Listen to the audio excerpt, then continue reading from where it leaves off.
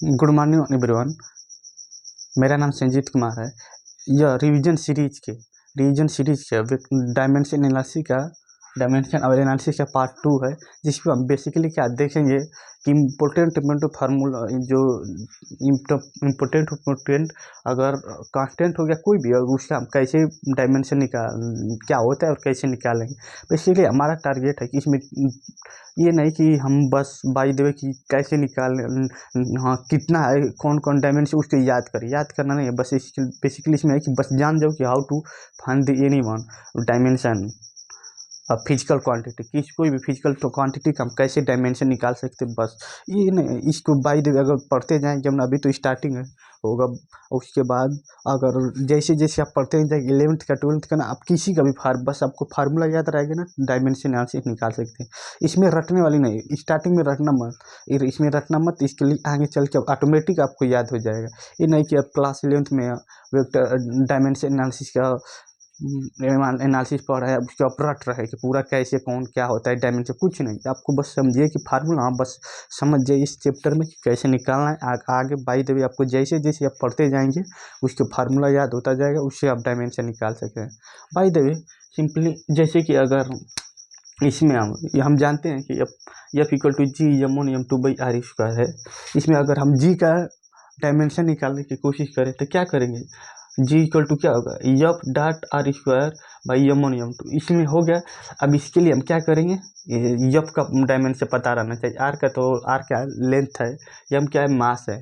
तो लेंथ के लिए क्या होता है, यल होता है, मास के लिए एम, एफ के लिए क्या, एफ बराबर एम में होता है।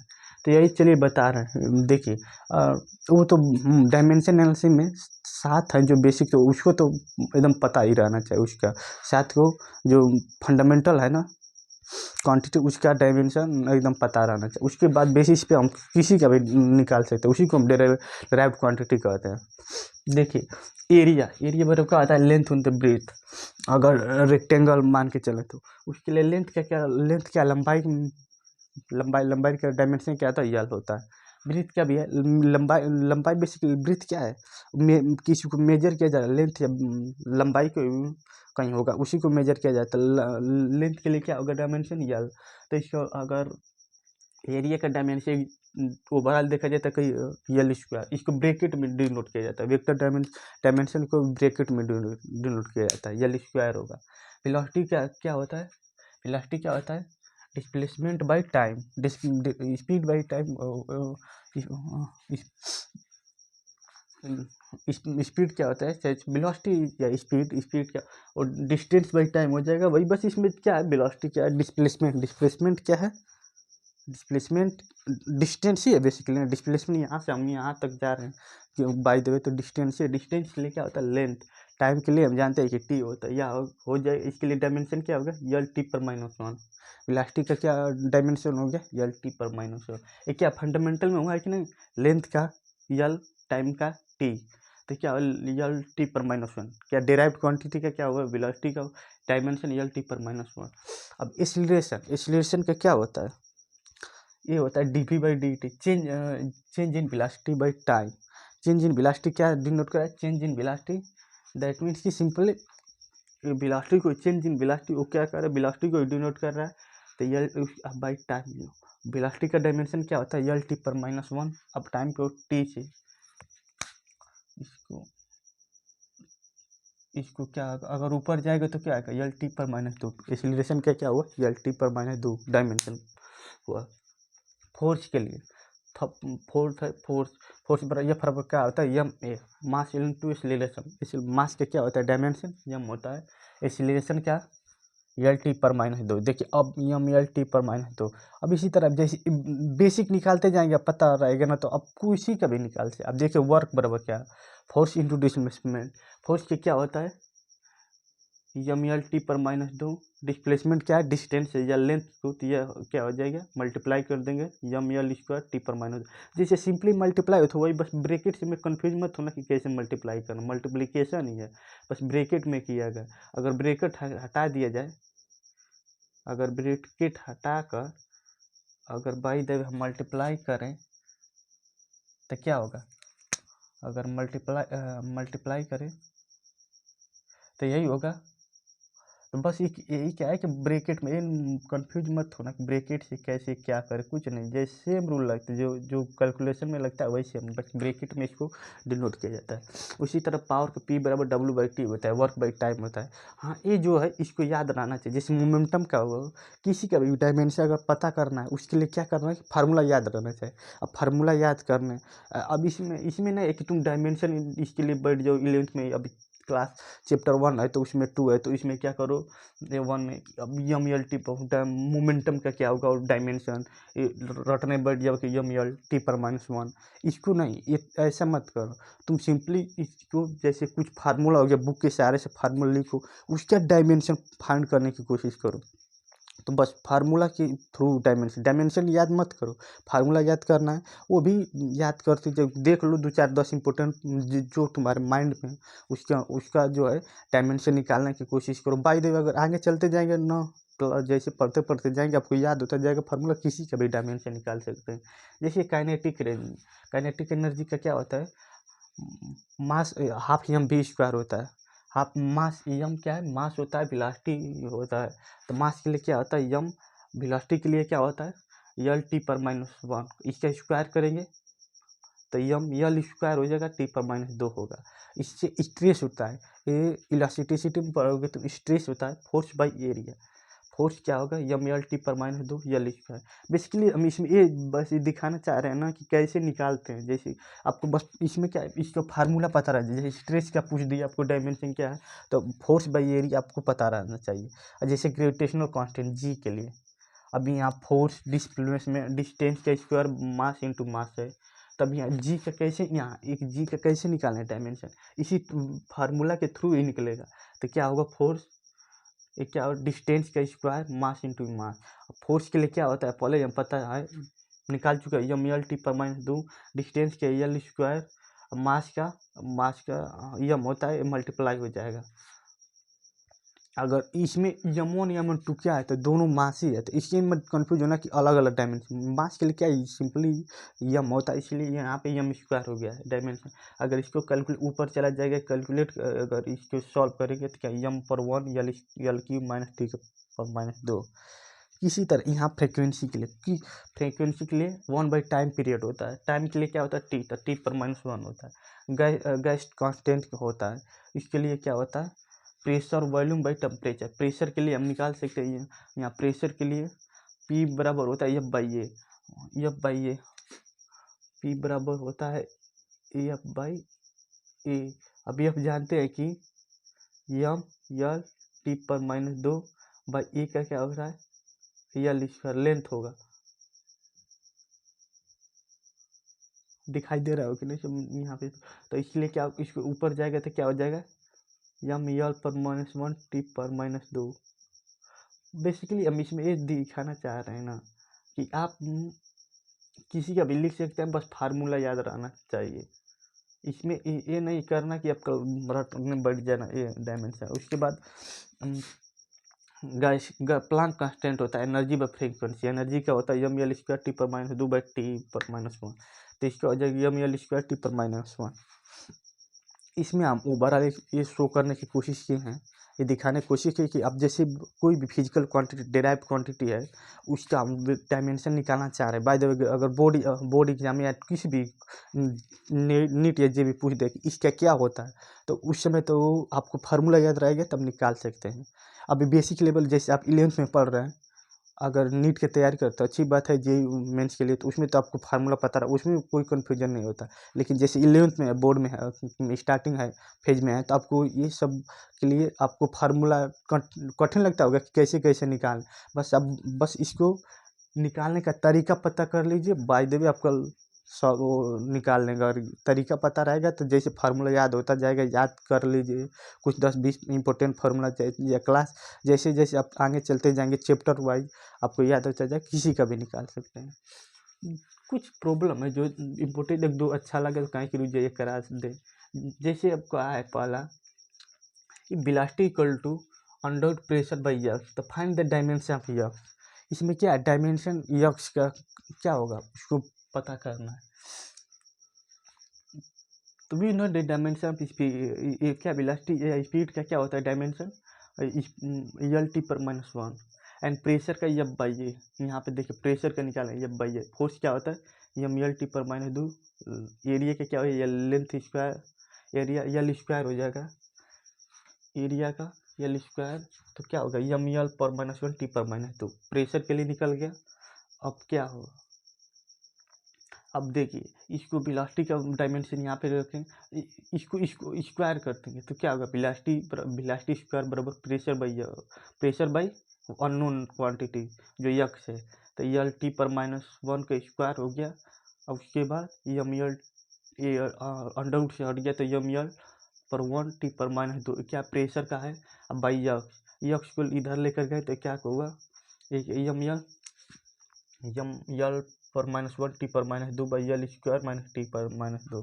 तो बेसिकली इसमें क्या हो, अगर इसको सॉल्व करेंगे तो क्या होगा ऊपर चला जाएगा एल, तो एल का क्यूब जो हो जाएगा टी से टी क्या कट जाएगा, तो टी पर पावर जीरो, टी पर पावर जीरो मतलब किसी भी संख्या पर जीरो, मतलब दैट मीन्स वन हो गया।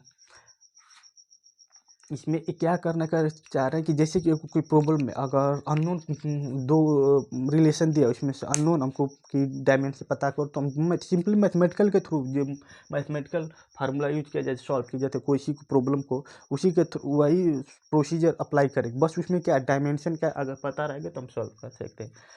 एक है और अच्छा सेकेंड प्रॉब्लम देखिए दिया at time t the acceleration of the particle is given by equal to a plus B by C plus T square, then find the dimension of unknown quantity a b and सी।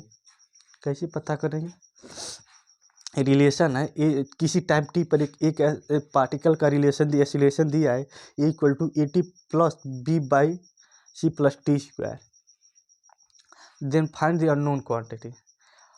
हम जानते हैं principle of homogeneity में कि किसी भी quantities को same quantities को subtract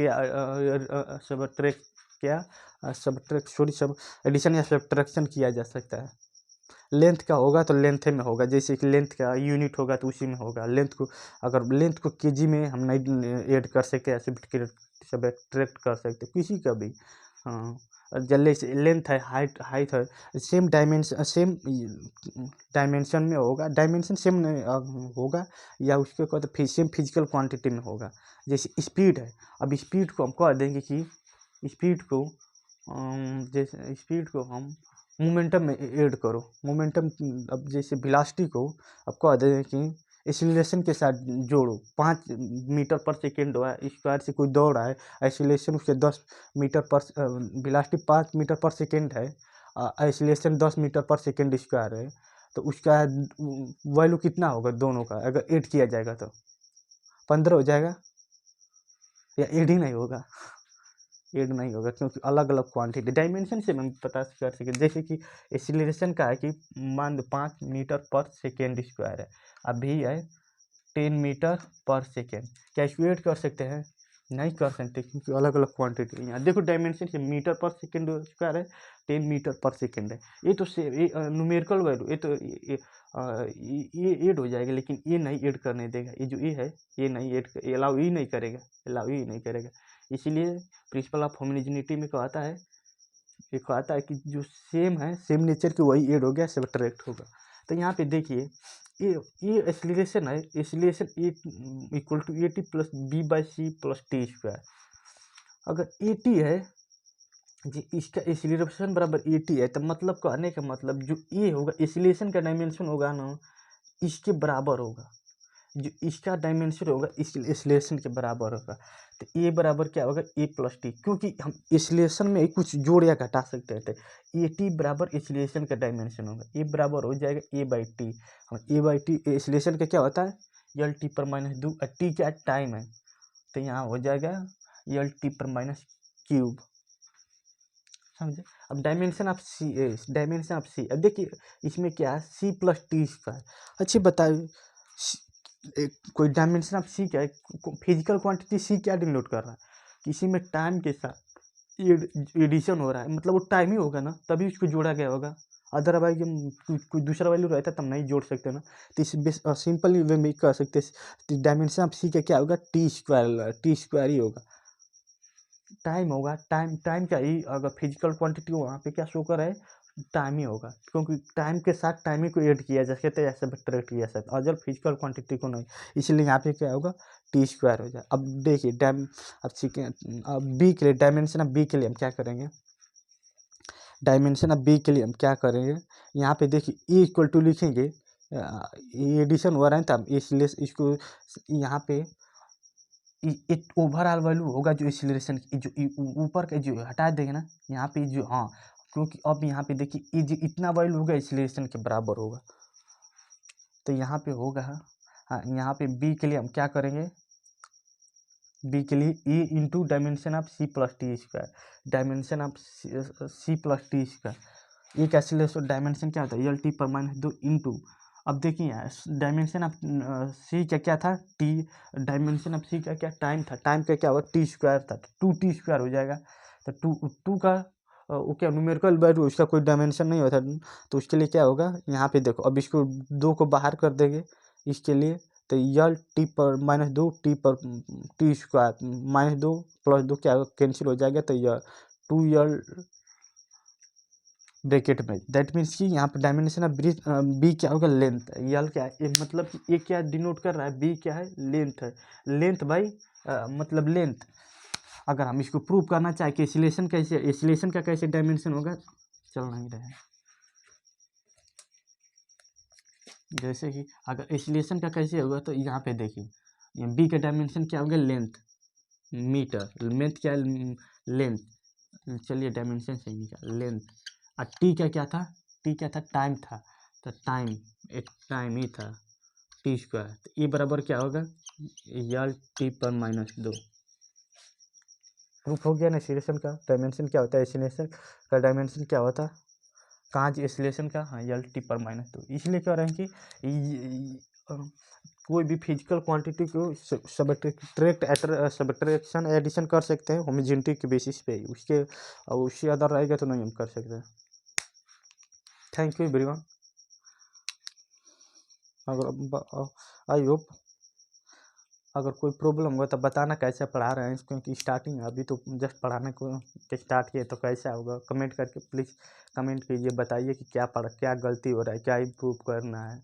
आप यार सब्सक्राइब कर लो चैनल को सब्सक्राइब कर लो, हमको हमारा भी थोड़ा सा वायरल करा दो। वायरल क्या कराना है, ये बस ऐसे ही पढ़ा रहे हैं, थोड़ा सा इसका अभी जग कर पढ़ा रहे हैं, 4 साढ़े 4 वही जगह थे, तो उसके बाद पढ़ रहे थे, उसके बाद फिर कहीं फिर उसको कुछ वीडियो बनाते, वीडियो क्या यही सीरीज स्टार्ट करें तो इसको कंप्लीट करके 11th 12th का ऐसे ही शॉर्ट, एक्चुअली इसमें है ना 10 जैसे कि 15-20 मिनट लग जा रहा है, तो 20 मिनट 2-3 लेक्चर में हर एक टॉपिक को हम ख़त्म करते जाएंगे, जैसे इसे लिख दिए, अब ये लिखने पे टाइम लगता है, तो इसके ओवरऑल लिख दिए, इसमें इंपॉर्टेंट, उसके बाद एक्सप्लेन करते जाएंगे। हाँ, ये बताया जाएगा कि एक्सप्लेन करने में कोई दिक्कत हो तरीका, और उससे मतलब कि आपके अनुसार आपको, जैसे आप तो हम पढ़ा रहे हैं, तो बाय द वे अगर नहीं बता पा रहे आप, अगर देखने के बाद कुछ एनालिसिस कीजिए, कुछ गलती या कमियाँ हो रही है उसको बताने की कोशिश कीजिए, मैं इम्प्रूव करने की